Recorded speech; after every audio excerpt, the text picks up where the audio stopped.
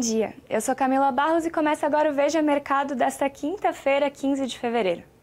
O nosso programa vai ao ar de segunda a sexta, pela manhã, nas redes sociais de Veja e também no Spotify. Um breve giro pelos mercados, hoje as bolsas europeias e os futuros americanos amanhecem em alta. Na China, na madrugada, as bolsas subiram no primeiro dia de pregão após o feriado do Ano Novo Lunar. Aqui no Brasil, ontem, no pregão pós-carnaval, a bolsa cedeu, reagindo principalmente à reação externa à inflação americana mais alta do que o esperado. Para conversar com a gente sobre esse e outros assuntos, eu chamo Marco Antônio Caruso, que é economista-chefe do PicPay. Tudo bem, Marco? Muito prazer. Bom dia, prazer. Bom dia para todo mundo que está escutando a gente. Ótimo tê-lo aqui. Marco, eu queria começar te perguntando, no último relatório macro do PicPay, vocês falam sobre uma melhora nas condições de liquidez, mesmo antes, dos cortes efetivos nos juros das economias desenvolvidas. Queria saber o que justifica essa avaliação? O que acaba acontecendo, acho que um ponto importante, que acho que é uma das grandes histórias de 2024, enfim, 2025, os próximos pelo menos 12, 24 meses, é o fato de que agora o viés dos juros lá fora não é mais de alta, que foi a história de 22 e de 23, mas é de estabilidade ou queda, né? Então, alguns países já têm cortado juros, exemplo do Brasil, alguns outros emergentes também, e economias importantes lá de fora, exemplo Estados Unidos, Europa, enfim, até Inglaterra, de alguma forma, já tem dado sinais de que, olha, a gente bateu o pico dos juros básicos nessas economias. Eles não querem antecipar muito o momento desse primeiro corte de juros, mas o viés olha, o próximo movimento, ao que tudo indica, é de corte. Então, a partir do momento que o mercado percebe que a discussão mudou, o viés, o mercado já começa a precificar na curva futura, nos contratos que vencem em 2020, final de 24, 25, etc., já começa a precificar um juros menor. Esse juros menor já precificado na curva, ele já começa a refletir nas economias. Tem muita linha de crédito que ele depende muito menos do juro básico, por exemplo, da Selic dos vários países, e depende muito mais da curva futura, Então, de certa forma, essa mudança de discussão já passa a melhorar as condições, as condições financeiras, como os economistas chamam. Isso já reflete em outros preços financeiros que também são importantes para a atividade econômica. Por exemplo, aqui no Brasil, não tem tanta gente que tem bolsa, mas nos Estados Unidos, a bolsa de valores é muito importante para a sensação de riqueza do americano. A bolsa de valores começa a valorizar, lá nos Estados Unidos, isso reflete na sensação de riqueza do americano, ele passa a consumir mais. Então, o fato é, como você mudou esse viés da discussão e isso já está refletindo na curva de juros, isso já começa a refletir nas economias lá de fora, mesmo antes do primeiro corte de juros. Então, existe um vento favorável vindo lá de fora que vem simplesmente do fato de você ter parado de subir juros e ter começado meio que, timidamente, a discutir os primeiros momentos do corte. Isso é um vento favorável para a economia global como um todo. Está vindo um movimento mais ou menos sincronizado de cortes de juros no mundo desenvolvido e em partes do mundo emergente. Então, essas condições financeiras são um suporte para a atividade econômica desse ano em vários países, exemplo do Brasil. Perfeito. Falando aí de juros em economias desenvolvidas, queria falar do caso dos Estados Unidos. Até o começo do ano, o mercado estava muito otimista, em relação ao início do corte nos juros nos Estados Unidos. Essa semana, a inflação de janeiro foi divulgada a 3,1%, que foi acima do consenso dos analistas. E aí isso gerou ali uma onda de pessimismo no mercado. Eu queria saber se, na sua opinião, vendo esse cenário de inflação, ainda é possível esperar cortes robustos nos juros americanos? Falavam em 4 cortes, em 2024. Acho que essa é uma boa discussão, primeiro até para o pessoal entender, acho que essa última pernada, a inflação global vem melhorando, paulatinamente ela já vem melhorando. Na verdade, o pico da inflação global, Estados Unidos, nesse exemplo que você está dando, se deu lá no final de 2022, vem melhorando, mas o Fed, o Banco Central dos Estados Unidos, ele tem uma meta de levar essa inflação anual para 2%, como você falou, está acima de 3%, então essa última pernada de melhora da inflação, que os economistas, os gringos, os economistas internacionais estão chamando de last mile, essa última milha, esse último quilômetro aí de melhora de inflação, ela é um pouco mais difícil, ela é mais brigada. Basicamente porque também, se por um lado você tem uma economia, como eu acabei de falar, uma economia global e dos Estados Unidos forte, isso dificulta uma melhora rápida da inflação, porque se o consumo está aquecido, enfim, a inflação custa a ceder. Então essa é uma discussão que vai ser bastante grande ao longo do ano, mas o que eu acho que é importante entre um mês e outro, a inflação pode trazer sustos, como veio janeiro, então, como eu falei, como é muito mais brigada essa última pernada de melhora, um mês ou outro você pode ter sustos, mas a tendência maior é de uma desinflação ainda, na minha visão, ainda continuada. Né? Então, um jeito de ver isso, você tem, por exemplo, preços de commodities que sofreram muito com o El Niño, voltando a melhorar. Né? Então, commodities como um todo pode ajudar a inflação de alimentos a melhorar no mundo como um todo. Os Estados Unidos é um exemplo. Você tem outras discussões, por exemplo, você tem a inflação de bens industriais, que foi um dos grandes vilões na época da pandemia, né? Faltava chip, faltava peça de carro, etc. Essa é uma inflação, né? Quer dizer, o preço de bens no mundo todo está se comportando muito melhor. Então, você ainda tem ventos, né, inflacionários vindo, por exemplo, do mercado de trabalho muito aquecido nos Estados Unidos, salários muito aquecidos, mas você tem contrapontos que vêm desses outros itens que eu citei. Então, no fundo, o que acontece? Não é óbvio, né, que essa última pernada vai se dar de forma tranquila. O que acaba acontecendo é que o banqueiro central de um país como os Estados Unidos, ele não precisa ter pressa. Então, se ele não precisa ter pressa, você pode, talvez, não ter todos. Eu acho totalmente justificável a discussão sobre cortes de juros nos Estados Unidos, mas eu achava totalmente infundada a discussão de que, olha, o primeiro corte pode se dar já em março. E realmente esse dado de janeiro empurrou esse primeiro corte até para junho, né? Então de março foi para maio, de maio foi para junho esse primeiro corte do Banco Central dos Estados Unidos. Mas, de novo, assim, numa janela maior de tempo, então o mercado se pega muito nesse timing do primeiro corte, né? Então a narrativa ficou muito, putz, mas será que é março ou é maio, né? Mas no fundo, o que importa é a gente perceber que numa janela maior de tempo, daqui 12, 24 meses, a tendência é de uma desinflação ainda continuada, o que vai abrir espaço eventualmente para cortes de juros. Então, assim, falando em números, eu sempre tive muito mais conforto em imaginar que o primeiro corte de juros dos Estados Unidos se daria em algum momento na virada do semestre, né, do primeiro para o segundo semestre. Bola dividida, como a gente fala, né, no jargão futebolístico, bola dividida eu tendo a achar que é para depois e não para antes o primeiro corte. Eu também tendo a achar que é para menos cortes de juros do que para mais cortes de juros. Mas só de mudar-se a discussão para cortes de juros e não mais até onde vai subir, eu acho que isso continua sendo válido a minha resposta da primeira pergunta, né, de que isso já dá suporte para a atividade econômica. É que nessas filigranas, né, esses detalhes sobre o primeiro timing do corte, o mercado se pega muito, mas acho que ela importa muito menos para uma discussão maior, que é a desinflação que está continuando a acontecer e que o próximo passo dos grandes bancos centrais é de corte de juros. Agora falando de China, que é aí a maior compradora de produtos brasileiros, né? O país tem enfrentado um cenário de crescimento menor ultimamente e o mercado vem aguardando implementações de políticas econômicas, estímulos governamentais, né, na economia. Eu queria saber o que esperar da política econômica chinesa e como ela pode afetar o Brasil. Esse é um ponto que vai ser bem importante também nessa janela maior de tempo que eu estou falando, né? Porque, primeiro, né, discutindo só China, o que a gente tem? A gente tem uma atividade econômica que, sinceramente, não está tão ruim quanto o noticiário tem dito, né? Então, o noticiário traz muita discussão sobre, olha, a bolsa chinesa está caindo há X meses, mas a atividade econômica tem mostrado sinais iniciais de uma certa recuperação.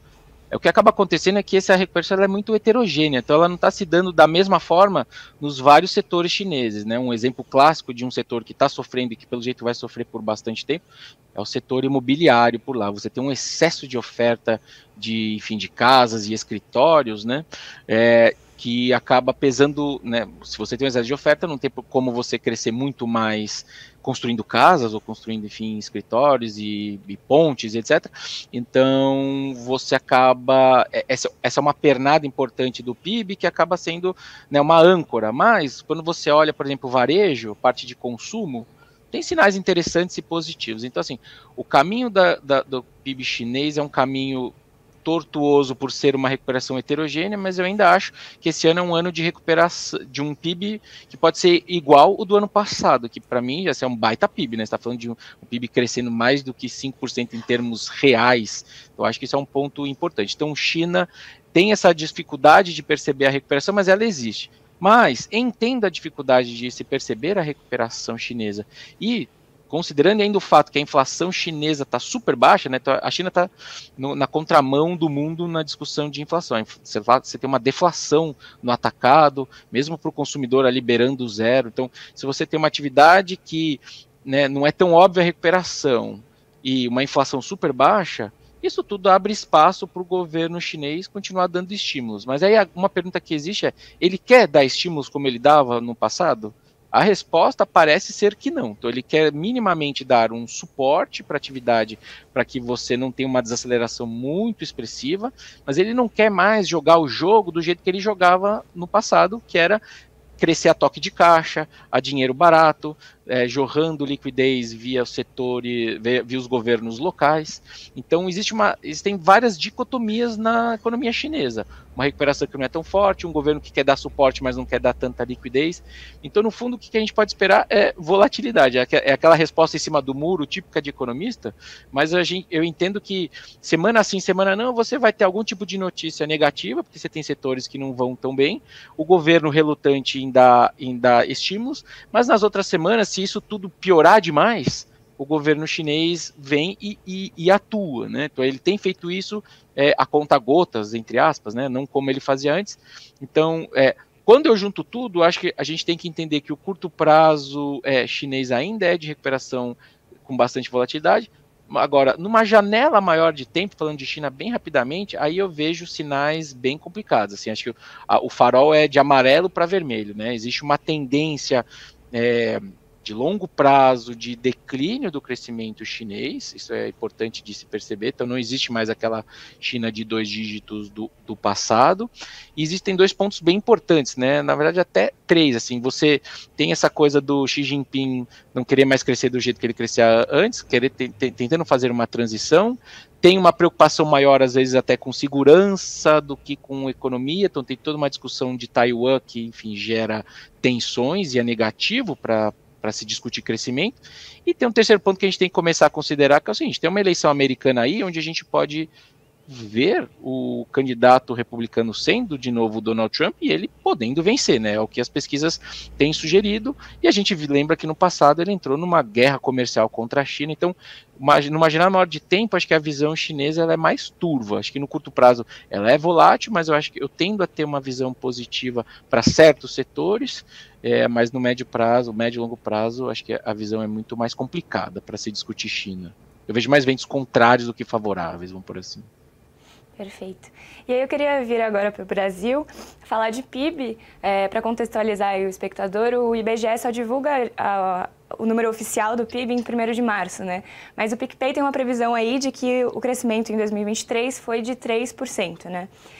Eu queria saber o que impulsionou essa alta no ano passado e queria saber se para 2024 esse bom resultado pode se repetir.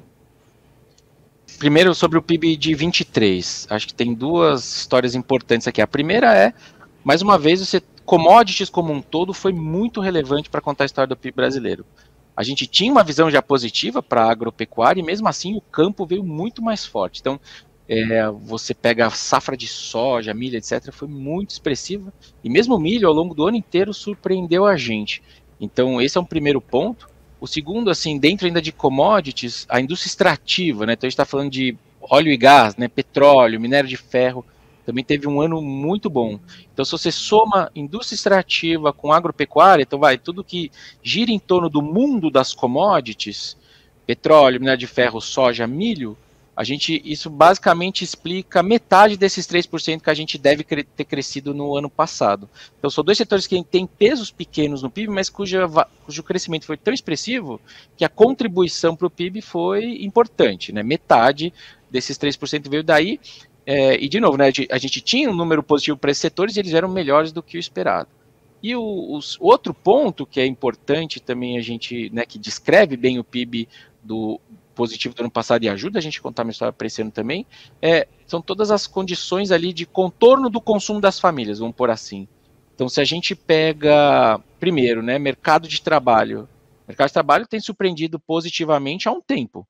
O desemprego está baixo, os salários reais, né, ou seja, os salários acima da inflação tem tido crescimento, né, positivo, até acima do que eu imaginava. Então, a sensação de renda das famílias é positiva. Você tem a própria desinflação do Brasil, né, que foi importante. O IPCA fechou ali na casa de 4,6%, depois de bater 2 dígitos em 22.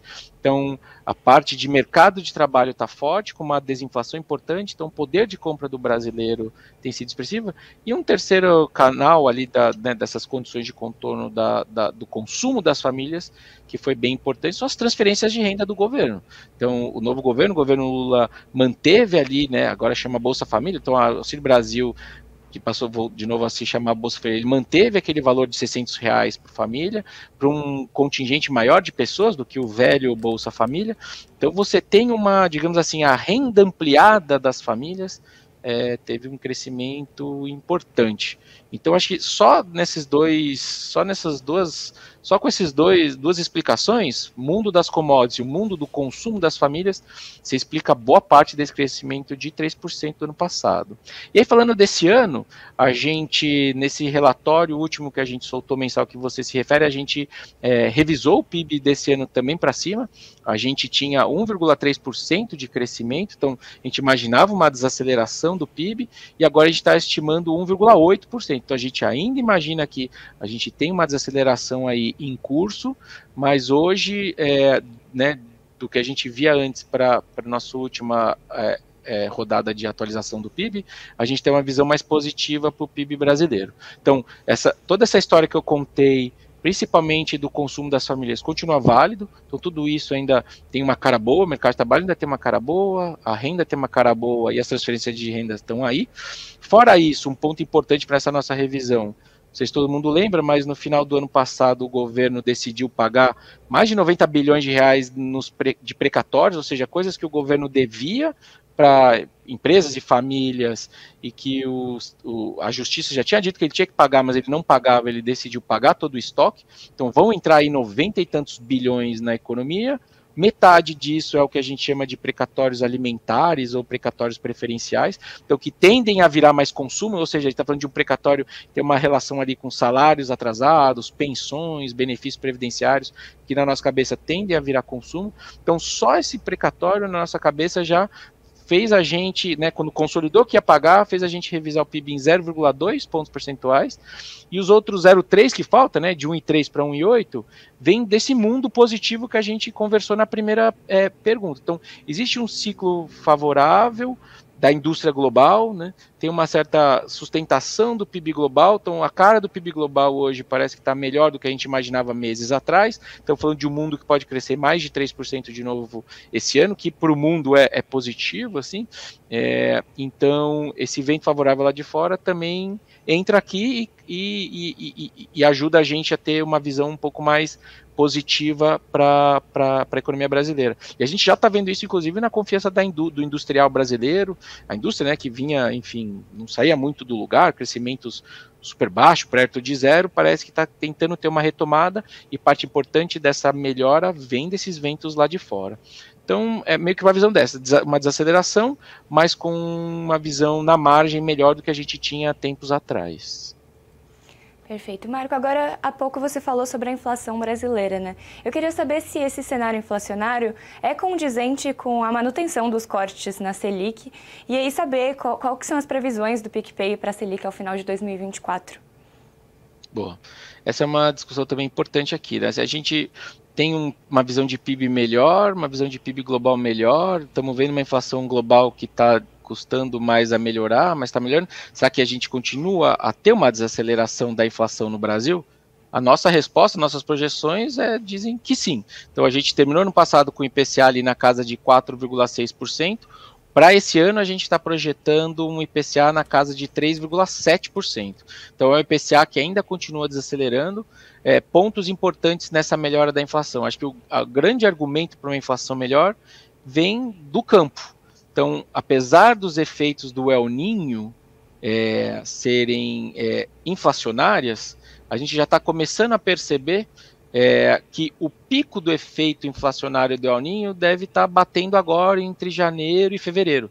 Então, você tem uma história, né, no ano ainda você vai ter um alimento que cresce, sei lá, 5%, mas você parece que você tem uma cara positiva para preços positiva no sentido de menos inflação para preços de alimentos daqui para frente. Então tem toda essa discussão se a safra de soja aí vai quebrar, não vai quebrar.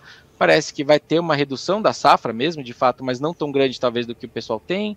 O milho não vai ser tão ruim quanto se imaginava. Então esse é um primeiro ponto. Acho que tem a parte de alimentos ajuda você ter uma inflação ainda bem comportada. Outro ponto, eu citei, né, falando do mundo, bens industriais. Então tudo que vem lá de fora ainda tem uma cara boa também, né, no sentido de uma inflação contida.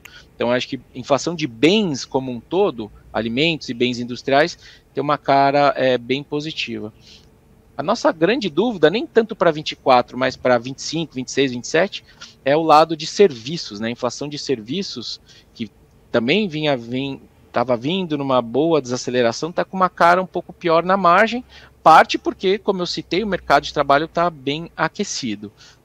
E pelo jeito vai se sustentar por um tempo essa inflação de serviços sustentada, né? O mais alto. Então o grande embate, nem tanto desse ano, mas para os próximos anos, vai ser, olha, você tem um mercado de trabalho aquecido, lembrando de citar, o governo voltou a criar uma regra de reajuste do salário mínimo, né, então você dá um aumento real todo ano, né, se o PIB crescer acima de 0, você já dá um aumento real para o salário mínimo, então você tem um mercado de trabalho aquecido com o governo, né, empurrando o salário mínimo a crescer mais, isso tudo te leva a ter uma inflação de serviços mais sustentada, né, porque o consumo fica aquecido, mas por outro lado essa inflação de bens global e brasileira tem uma cara boa. Então acho que ainda é um ano de inflação que desacelera frente ao ano passado, mas acho que a cara da inflação na virada desse ano para o ano que vem, eu tenho mais dúvidas se a gente se sustenta nessa tendência de uma desinflação. Então, se você me perguntar hoje onde eu imagino que vai